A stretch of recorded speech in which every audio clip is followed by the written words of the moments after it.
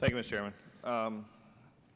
This is a concern for me, and I know the chairman has spoken of this being from a rural area, but there's also the issue of mergers and also leverage and non-leverage, and the people at the bottom of the line who get caught in this is the actual folks who are your customers and also customers, frankly, of the hospitals and doctors as well. And it's not good when, and like in my district, we've had this happen on a couple of occasions when the two are not able to negotiate, so we end up sending out letters to 38 and 40,000 people saying you teachers in your area will not be able to use your local hospital because we can't come to a satisfactory agreement. Although they're covered for the entire year, their contracts don't overlap with the hospital, so insurance companies and hospitals negotiate on a different timetable than actually was sold the policy, which, again, no one, frankly, understands.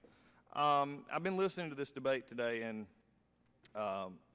the really interesting part is that Ms. Berlini and Ms. Hasselmeyer, the note is in testimony about the Humana has 58% of the individual market in Georgia, and that number is expected to rise to 65% after the merger close.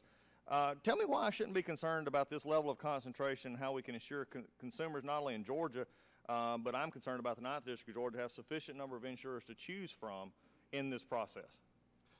Thank you, Congressman, for your question. The market currently has 10 competitors and choices for people to choose from.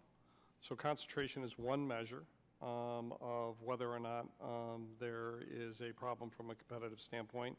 And we will cooperate with the Department of Justice in reviewing that opportunity and those issues. In regard to your comment about provider and health plan negotiations, I would state that the current fee-for-service payment system that causes providers and payers to have this conversation is why our healthcare costs are so high. And unless we change that dynamic to a different payment model focused on outcomes and on whole case and improving the health of individuals, this kind of dynamic will only continue and will leave the member in the middle.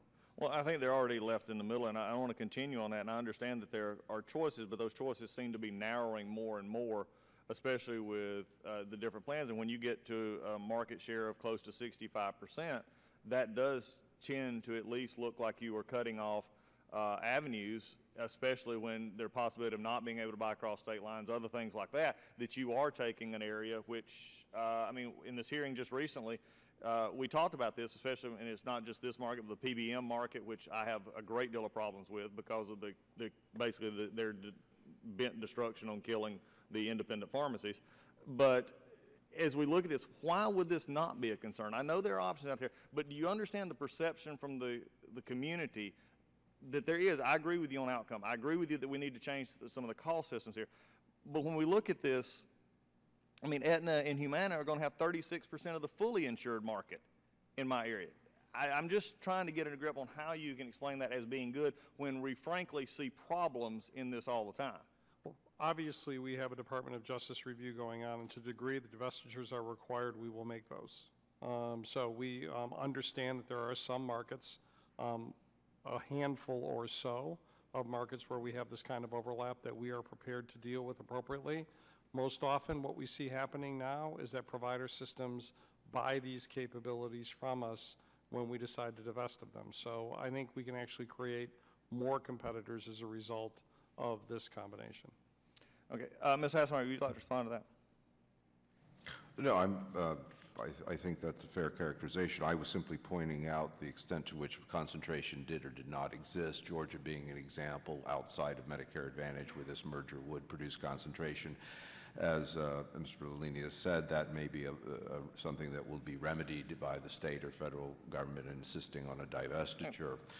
There is a much larger issue about competition, but is not part of this hearing, which is sort of that the whole business model of everybody needs to be updated. But that's a topic for another day. And I appreciate it, but I think it is part of this hearing. And I think that's the issue because, I mean, all companies, and not just in this industry, there's others merging as well, you have a lot of good folks sitting behind you and also outside this room that can tell the antitrust, they can tell the letter of the law. The problem many times is not, are we following, you know, quote, the letter of the law in mergers and companies. It's the actual effect on the market, the actual perceived effect on the market when dealing with hospitals or dealing with doctors.